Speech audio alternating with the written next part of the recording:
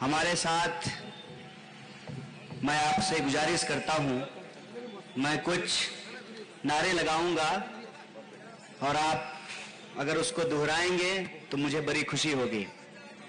छत्रपती शिवाजी महाराजांच्या, डॉक्टर बाबासाहेब भीमराव आंबेडकरांच्या, युवा संघर्ष यात्र्यांच्या बहुत बहुत धन्यवाद। साथियों, मेरी आवाज जहां तक पहुंच रही है, विदर्भ के, वर्धा के, महाराष्ट्र के आप सभी आदरणीय बुजुर्गों का, नौजवान साथियों का, हमारी माताओं बहनों का और वो तमाम लोग जो किसी भी माध्यम से हमको सुन पा रहे हैं, महाराष्ट्र के आप सभी किसानों का, मेहनत मजदूरी करके अपने परिवार का भरण पोषण करने वाले मेहनत कश आवाम का, नौकरी करने वाले, बिजनेस करने वाले, छोटा बड़ा कारोबार करके अपने खून पसीने की कमाई से अपने परिवार का भरण पोषण करने वाले आप तमाम महाराष्ट्र की महान आवाम का क्रांतिकारी इस्तकबाल करता हूं, आपका हार्दिक अभिनंदन करता हूं। दोस्तों, मेरे हाथ में एक पर्ची दी गई है मंच पे बैठे हुए तमाम लोगों का। मैं आपकी तरफ से पूरे के पूरे मंच को इकट्ठे प्रणाम कर लेता हूं, एक बार में ही उनका हूं। और मैं विशेष रूप से हमारे महाविकास अघाड़ी के, शिवसेना के, राष्ट्रवादी कांग्रेस पार्टी के और भारतीय राष्ट्रीय कांग्रेस के जो तमाम कार्यकर्ता और पदाधिकारी हैं, नेता हैं, उनको आभार व्यक्त करता हूं। और खासकर मैं आभार करना चाहता हूं हमारे मित्र, हमारे साथी रोहित जी पवार साहब का, क्योंकि हम उनके आग्रह पर आपके बीच एक दायित्व निभाने के लिए आए हैं, एक रिश्ता निभाने के लिए आए हैं। मुझे याद है जब भारत जोड़ो यात्रा हो रही थी और श्री राहुल गांधी जी कन्याकुमारी से चलना शुरू किए थे और यात्रा जब महाराष्ट्र पहुंची, संतों की भूमि, महात्माओं की भूमि, समाज सुधारकों की, वीरों की, क्रांतिकारियों की भूमि, महाराष्ट्र जब यात्रा पहुंची तो रोहित जी पवार साहब उस यात्रा में आए थे और हम साथ साथ उस यात्रा में चले थे।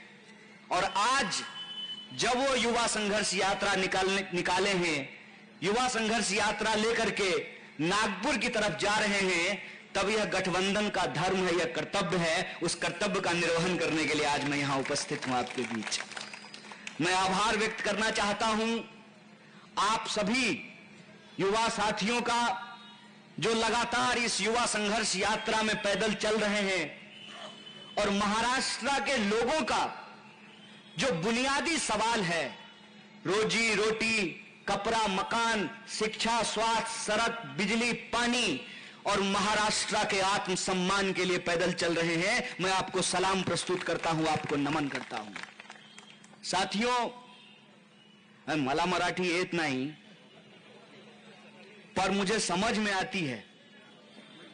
तो जब रोहित जी बात कर रहे थे, हमारे आमदार और पूर्व मंत्री सुनील केदार साहब बात कर रहे थे, तो उन्होंने बताया कि महाराष्ट्र की जरूरत क्या है, महाराष्ट्र की समस्याएं क्या हैं, महाराष्ट्र के नौजवान, शेतकरी, किसान, महिलाएं, नौकरी करने वाले, छोटे कारोबारी आज किन समस्याओं से जूझ रहे हैं। मैं उसमें कोई नई बात नहीं करना चाहता हूं, क्योंकि मुझे मालूम है आप रोज पैदल चलते हैं, आपके पास लोग ज्ञापन लेकर के आते होंगे, अपनी समस्या लेकर के आते होंगे। आपको इस इलाके में लोगों ने बताया होगा कि बारिश की मार के चलते जब किसानों ने अपना इंश्योरेंस मांगा तो एक एक किसान को 20 रुपया मिला है, 70 रुपया मिला है, 75 रुपया मिला है। यह है हकीकत। और एक हकीकत हमारे मंच पे आज यहां मौजूद है, जिसको भी आप सब लोग देख लीजिए। सरकार ने एक योजना लाई और इस योजना का नाम दिया गया अग्निवीर, अग्निपथ योजना। ये जो अग्निपथ योजना है, इस योजना को लाने के बाद आप जानते हैं कि हम सब लोग यहां पर शहीद को शहादत दे रहे हैं, उनका नमन कर रहे हैं, उनके प्रति अपनी श्रद्धांजलि व्यक्त कर रहे हैं। शहीद अक्षय के परिवार आज हमारे बीच मौजूद है। अमूमन इस बात का जिक्र मैं किसी जाहिर सभा में, कहीं किसी पब्लिक मीटिंग में नहीं करता हूं, लेकिन आज आप सबसे एक बात साझा करना चाहता हूं। जब एक शहीद का परिवार इस मंच पर मौजूद है तो मैं आपको एक बात बताना चाहता हूं। हमारे परिवार से हमारे एक भाई की सीआरपीएफ की सेवा करते हुए, इस देश की सेवा करते हुए शहादत हुई है। और यह जब शहादत हुई तो मुझे याद है मेरी भाभी को नौकरी मिली, उनको पेंशन मिला। जब तक हमारा भतीजा जवान नहीं हो गया तब तक उनसे उनका क्वार्टर नहीं छीना गया, उनको पेंशन मिला। उनके परिवार में लोग आज भी कैंटीन में जाकर के सामान खरीद सकते हैं, सस्ता सामान ले सकते हैं। ये तमाम सुविधाएं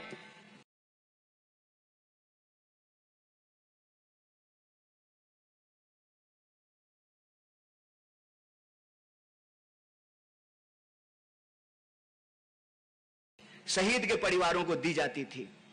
और आज हालत क्या है? आज हालत यह है, दो दो आमदार यहां बैठे हुए हैं। आप लोग 5 साल के लिए आमदार होते हैं ना? अग्नि, बोलिए बेईमानी है कि नहीं है? पंत प्रधान होगा 5 साल के लिए, जय शाह के पप्पा गृह मंत्री बनेंगे 5 साल के लिए, आमदार होंगे 5 साल के लिए, खासदार होंगे 5 साल के लिए, और गरीब के बच्चे को नौकरी मिलेगी 4 साल की। इसको बेईमानी कहते हैं कि नहीं कहते हैं? और आमदार को पेंशन मिलेगा, आमदार को घर मिलेगा, दोनों जगह क्वार्टर मिलेगा। राजधानी बदल जाती है महाराष्ट्र की, पहले मुंबई में होता है, आजकल नागपुर में हो रहा है। आप सेशन की बात कर रहे थे। आमदार को रहने के लिए एमएलए क्वार्टर मिलेगा, पेंशन मिलेगा, गाड़ी में भरने के लिए डीजल मिलेगा, टेलीफोन का कॉल मिलेगा, सब सुविधा मिलेगी। लेकिन देश के लिए शहादत देने वाले एक गरीब के बच्चे को कुछ नहीं मिलेगा। इसको बेईमानी कहते हैं कि नहीं कहते हैं? आप बताइए, आप बताइए कि इस देश के अंदर ऐसी कौन सी व्यवस्था लाने की कोशिश की जा रही है कि जो लोग देश के लिए जान गंवाते हैं, अंग्रेजी में कहते हैं सुप्रीम सेक्रीफाइस, सुप्रीम सेक्रीफाइस करने वाली फैमिली को क्या मिल रहा है? कुछ नहीं। यह बेईमानी हमारे आंख के सामने हो रहा है। और जब देखिए तब टीवी पे राष्ट्रवाद का बहस होता है। मैं भी बहस करना चाहता हूं राष्ट्रवाद पे, और यह सवाल पूछना चाहता हूं कि अगर इस देश के नेताओं को पेंशन मिल सकता है तो सेना में शहादत देने वाले परिवारों को पेंशन क्यों नहीं मिल सकता है? यह सवाल हम भी पूछना चाहते हैं। हम यह सवाल पूछना चाहते हैं कि कौन जाता है फौज में? कोई मंत्री का बेटा फौज में जाता है? कोई चीफ मिनिस्टर का बेटा फौज में जाता है? कौन जाता है फौज में? फौज में जाता है किसान का बच्चा, शेतकरी का बच्चा, फौज में जाता है मजदूर का बच्चा, फौज में जाता है दुकानदार का बच्चा। इस देश के जो साधारण नागरिक हैं उनका बच्चा जाता है फौज का नौकरी करने के लिए, और गृह मंत्री का बेटा बनता है बीसीसीआई का सेक्रेटरी। यह है हकीकत, और यह हकीकत हम देख न सकें, इसीलिए हमारे साथ एक बहुत बड़ा खेल किया जाता है। और यह खेल हिंदुस्तान के इतिहास में, भारत के इतिहास में भारत की आवाम के साथ पहली बार नहीं खेला जा रहा है। हमारे ऊपर अंग्रेजों की गुलामी थी, 200 साल की गुलामी थी। और अंग्रेज क्या करते थे? अंग्रेज भारत की आवाम को आपस में लड़ाते थे। आप इतिहास उठा करके देख लीजिए, मंदिरों में मांस फिकवा करके, मस्जिदों में मांस फिकवा करके हिंदू मुसलमान किया जाता था, हिंदुस्तान की आवाम को लड़ाया जाता था। और भारत का कोयला लूट करके, भारत का कपास लूट करके, भारत का नील लूट करके, भारत का सोना लूट करके, भारत का हीरा लूट करके मैनचेस्टर पहुंचाया जाता था, ब्रिटेन ले जाया जाता था। आज फिर हमारे साथ यह खेल खेला जा रहा है।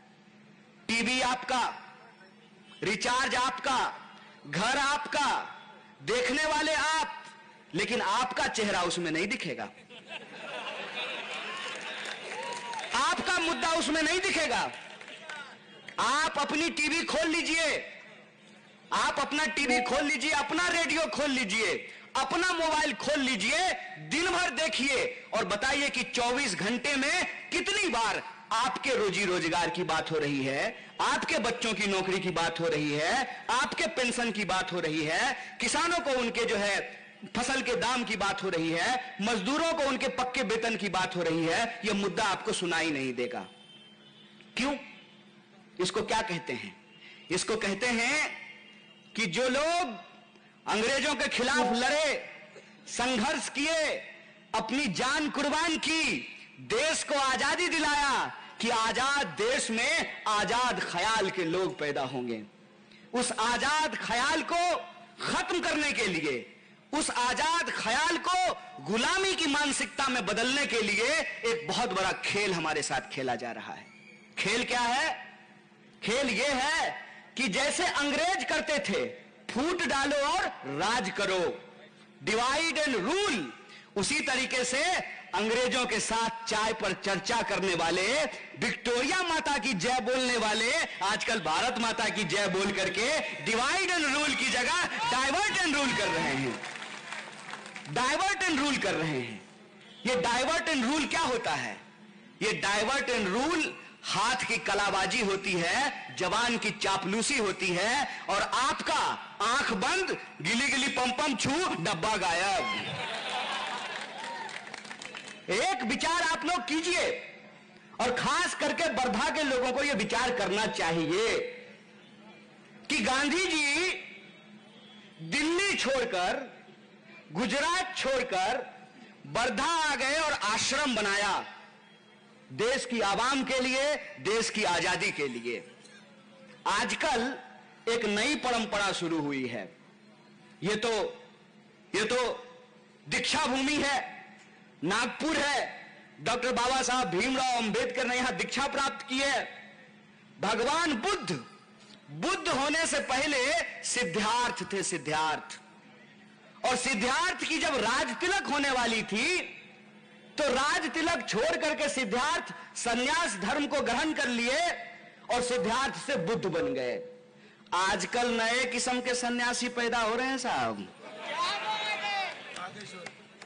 ये लोग हमारी संस्कृति का, हमारे इतिहास का, हमारी परंपरा का, हमारी पहचान का मजाक उड़ा रहे हैं।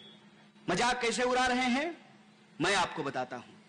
ये धरती है संत तुकाराम की, ये धरती है गाडगे महाराज की, ये धरती है शिवाजी महाराज की, ये धरती है साहू जी महाराज की, ये धरती है डॉक्टर बाबा साहब भीमराव अंबेडकर की, अन्ना भाऊ साठे की, महात्मा फूले की, सावित्रीबाई फूले की। इस धरती पे लोक संस्कृति, लोक परंपरा यह है कि इस महाराष्ट्र की पहचान है भगवा। क्यों? क्योंकि छत्रपति शिवाजी महाराज के झंडे का रंग था भगवा। इस महाराष्ट्र की धरती की पहचान है भगवा, क्योंकि महात्मा बुद्ध के छीवर का रंग था भगवा।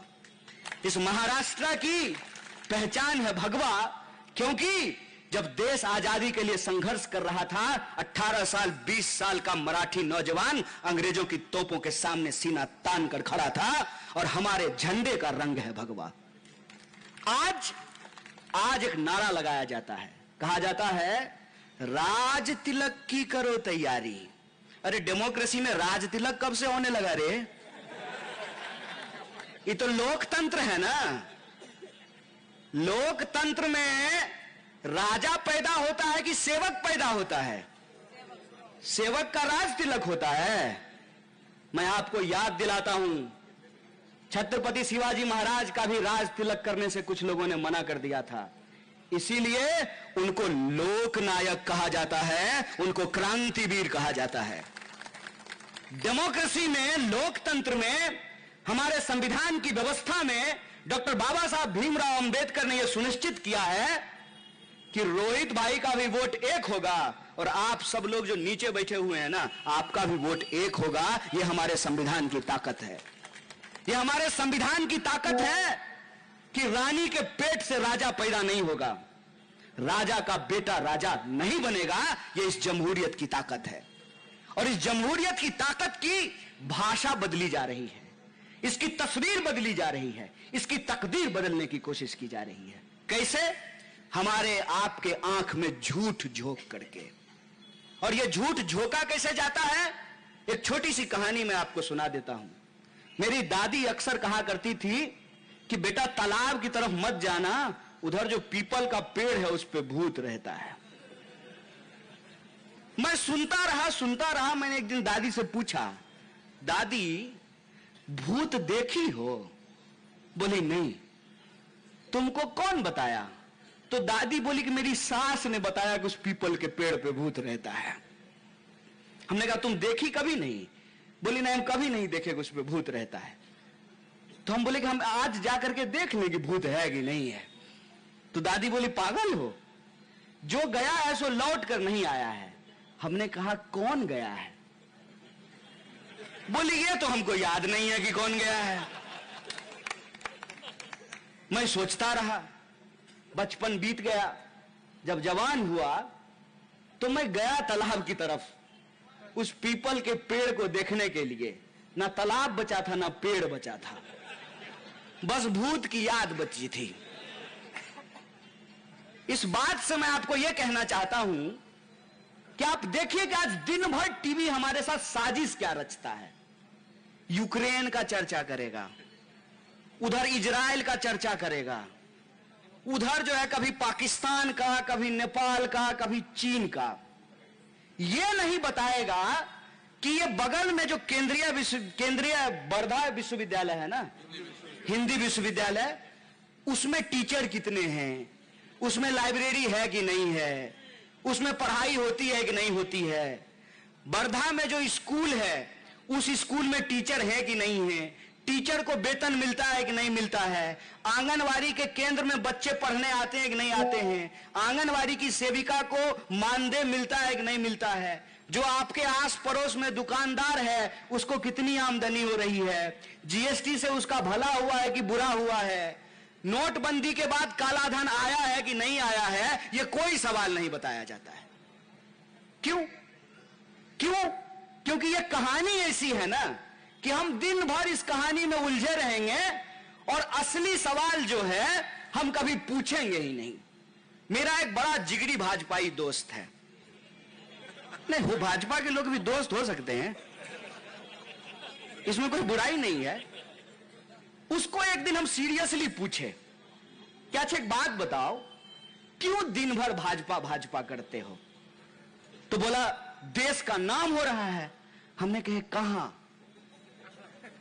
कोई आंकड़ा तो दो। तो बोला नहीं, मोदी जी के नेतृत्व में देश तरक्की कर रहा है।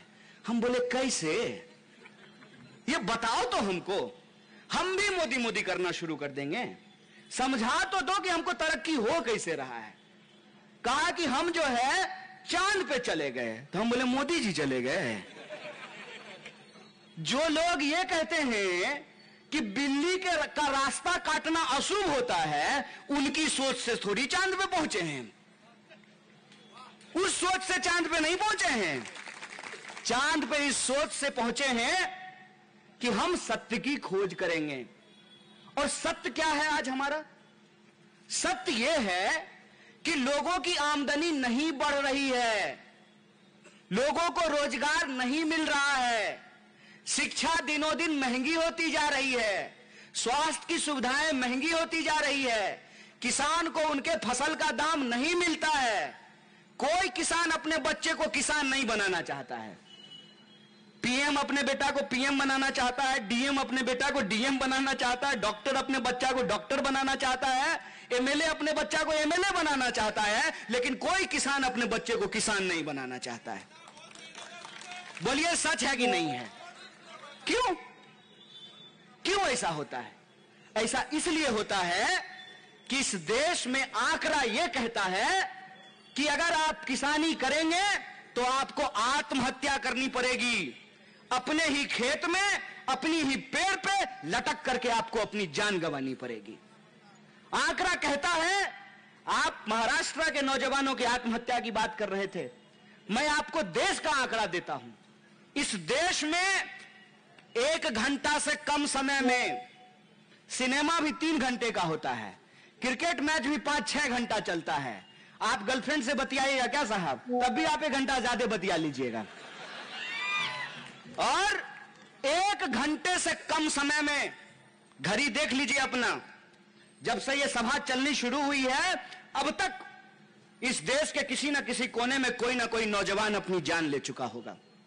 यह हमारा आंकड़ा नहीं है, सरकार का आंकड़ा है, एनसीआरबी का आंकड़ा है कि इस देश में रोज कम से कम 25 नौजवान आत्महत्या करते हैं रोज।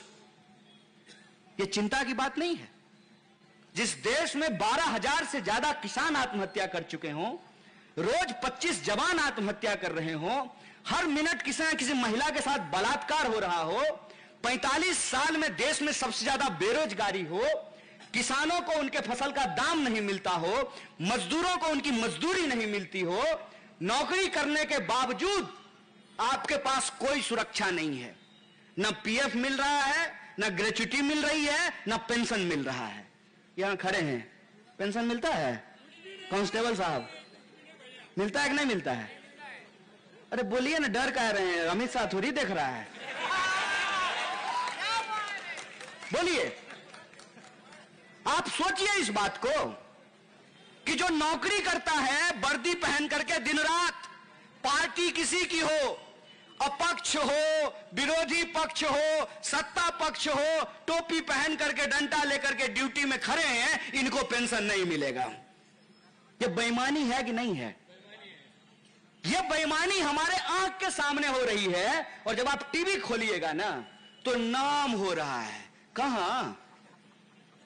आप अपनी हकीकत खुद से क्यों नहीं पूछते हैं?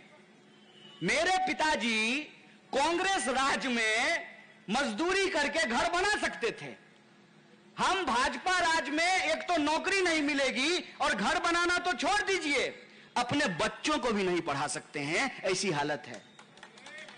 सरकारी स्कूल आप यह कह करके बंद कर दिए कि सरकारी स्कूल में पढ़ाई नहीं होती है।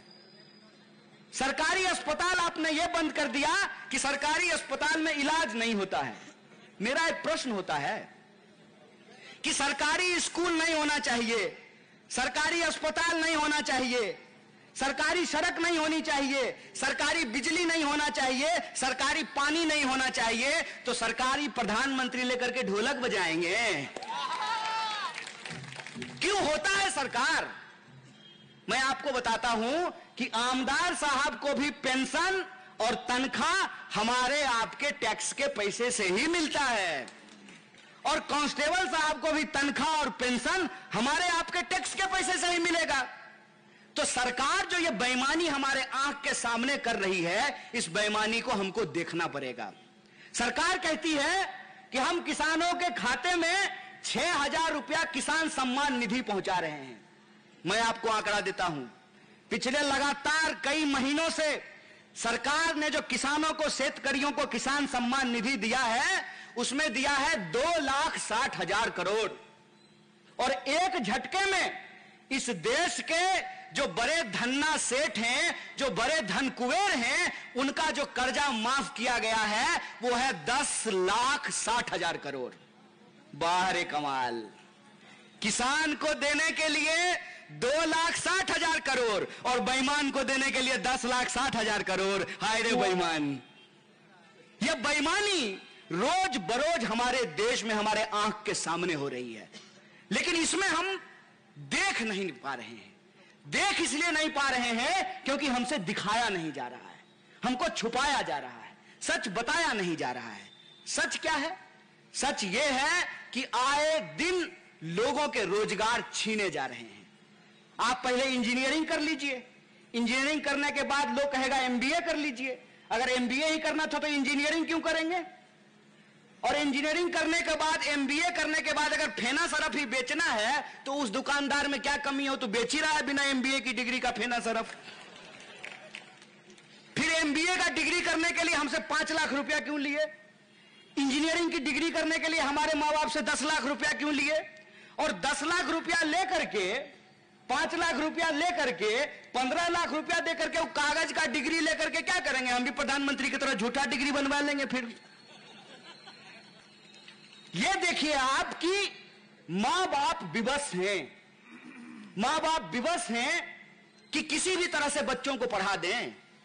सरकारी स्कूल में नहीं पढ़ाई हो रही है तो प्राइवेट स्कूल में पढ़ा दें। प्राइवेट स्कूल की हालत यह है कि पढ़ाना बच्चे को है, इंटरव्यू मां बाप का लिया जाता है। बताइए, डॉक्टर बाबा साहब भीमराव अंबेडकर के माता पिताजी का अगर इंटरव्यू लिया गया होता तो डॉक्टर बाबा साहब भीमराव अंबेडकर देश के पहले कानून मंत्री बन पाते क्या? यह आज हो रहा है। यह आज इसलिए हो रहा है कि कोई भी परीक्षा सिलेक्शन करने के लिए नहीं होता है, रिजेक्शन करने के लिए होता है। हिंदुस्तान दुनिया का एकलौता ऐसा देश है जहां एग्जाम सेलेक्ट करने के लिए नहीं, रिजेक्ट करने के लिए लिया जाता है। हाय रे बेईमानी! यह ऐसा क्यों होता है? ऐसा इसलिए होता है कि रोजगार नहीं है। रोजगार क्यों नहीं है? क्योंकि रोजगार के सारे साधन जमा करके, चोरी करके अपने दोस्त के खाते में पहुंचा दिया गया है। ठीक कहा सुनील साहब ने कि गांधी जी गुजरात से चल करके यहां वर्धा में आश्रम आकर के खोले।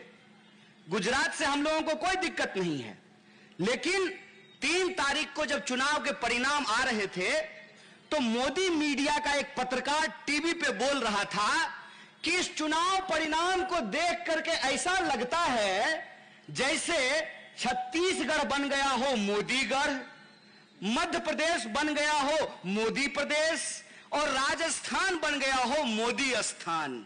मेरा मन किया कि अगर ये टीवी नहीं होता ना तो मैं पक्का टीवी में घुस जाता।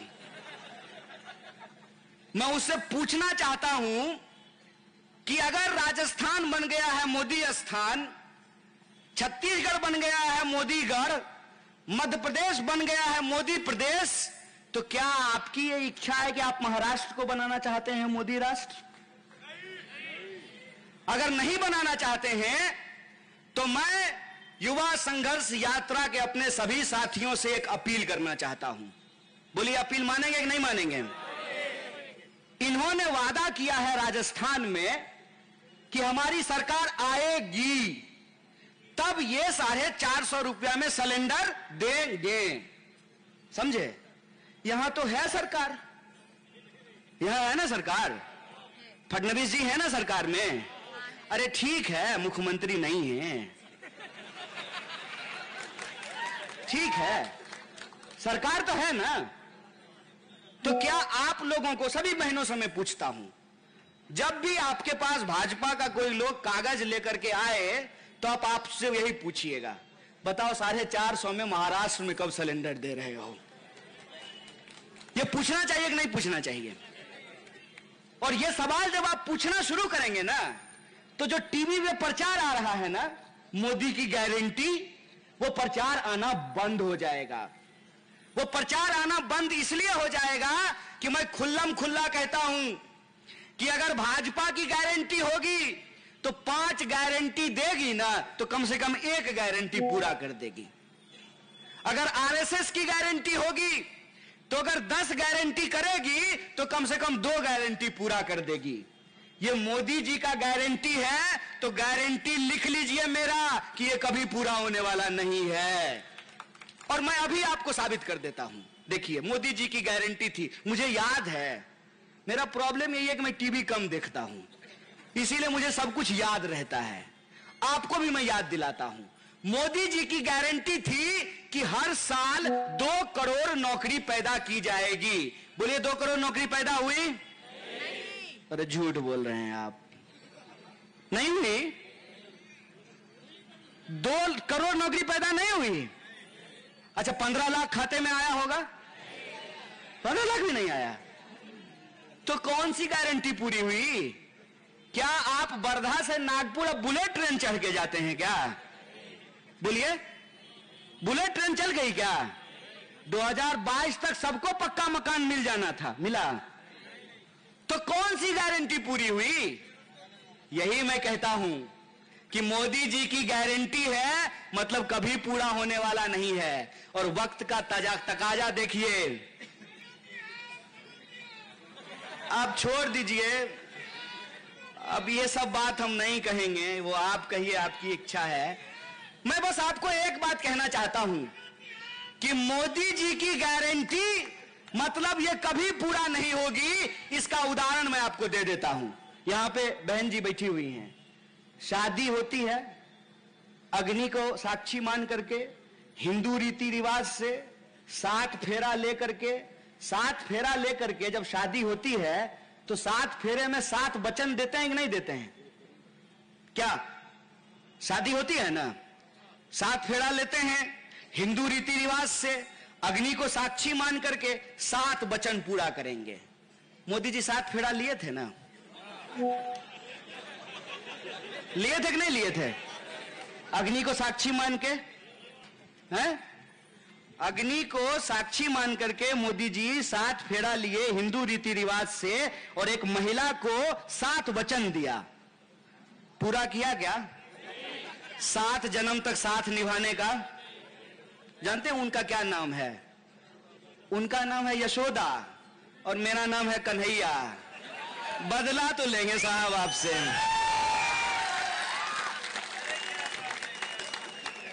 मैं कहता हूं इस आदमी को एक ही काम करना आता है, लोगों को बेवकूफ बनाना, बढ़िया से झूठ बोलना और इंसान को आपस में लड़ाना। कोई अगर नहीं मिलेगा ना तो इंसान को नीम के पेड़ से लड़ा देगा। महाराष्ट्र में आजकल मराठा को ओबीसी से लड़ा रहे हैं, कभी देखिएगा तो मातंग समाज को जो है वो महार समाज से लड़ाते रहेंगे, कहीं देखिएगा तो जो है ओबीसी को ओबीसी से लड़ाते रहेंगे, जादव को दूसरे समाज से लड़ाएंगे, दूसरे समाज को जादव से लड़ा देंगे, कहीं देखेगा तो हिंदू मुसलमान करते रहेंगे। और आरोप किसके ऊपर लगाएंगे? हमारे ऊपर। भारतीय राष्ट्रीय कांग्रेस जो अंग्रेजों से लड़ करके इस देश को आजादी दिलाई, सरकारी नौकरी की व्यवस्था की, पेंशन दिलाया, 7th पे कमीशन कांग्रेस के राज में आए, दलितों को जमीन खरीदने का अधिकार कांग्रेस में दिया गया, बराबरी का वोट का अधिकार कांग्रेस के राज में दिया गया, संविधान कांग्रेस के राज में लागू किया गया, IIM, एम्स, सड़कें, बिजली, पानी, शिक्षा, स्वास्थ्य सब कांग्रेस के राज में बनाया गया। और जो अंग्रेजों के साथ बैठ करके चाय पे चर्चा करते थे, आजकल हमसे हमारे देशभक्ति का प्रमाण पत्र मांगते हैं। बताइए बताइए कि बेटा इतना बड़ा हो गया है कि बाप से कहता है कि प्रूफ करके बताइए कि आप मेरे पप्पा हैं कि नहीं हैं। यही ना एक नारा लगाता था भाई 2014 में, मुझे याद है, कांग्रेस मुक्त भारत। मुझे नहीं मालूम है, मैं आपसे पूछता हूं, मुझे सचमुच नहीं मालूम है, क्या भंडारा में, यहां वर्धा में, यहां अमरावती में जितना भाजपा का MP MLA है, या तो वो या उसका माई बाप कांग्रेसी था कि नहीं था? हमको सिर्फ इतना बता दीजिए। बताइए। बेटा इतना चालाक हो गया है कि मम्मी को कहता है कि मम्मी साबित करो कि यही हमारा पप्पा है। यही ना, जो देश को बनाया, जिस पार्टी ने देश को आजादी दिलाई, जिस पार्टी ने लोगों को अधिकार दिलाए, उस पार्टी से पूछते हो कि देशभक्त हो कि नहीं हो, और उसी पार्टी के नेताओं को अपनी पार्टी में शामिल करा करके। बताइए, ये जो आपके महाराष्ट्र के मुख्यमंत्री हैं, शिंदे सेना के लोग आजकल शिवसेना से पूछ रहे हैं कि आप असली हिंदू हैं कि नहीं हैं। कितना अजीब लगता है। जिसको बाला साहब ठाकरे ने हाथ पकड़ करके नारा लगाने के लिए सिखाया होगा, माइक पे खड़ा होकर के भाषण देने के लिए सिखाया होगा, वही बाला साहब ठाकरे के पोता से पूछता है कि बताओ तुम हिंदू हो कि नहीं हो। यही चल रहा है ना। इसको कहते हैं ध्यान भटकाओ योजना।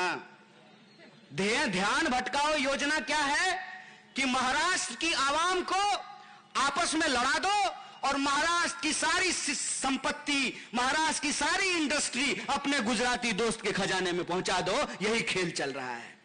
आपको मालूम होना चाहिए, यहां बैठे हुए नेता आपको बताएंगे कि मुंबई का एयरपोर्ट किसका।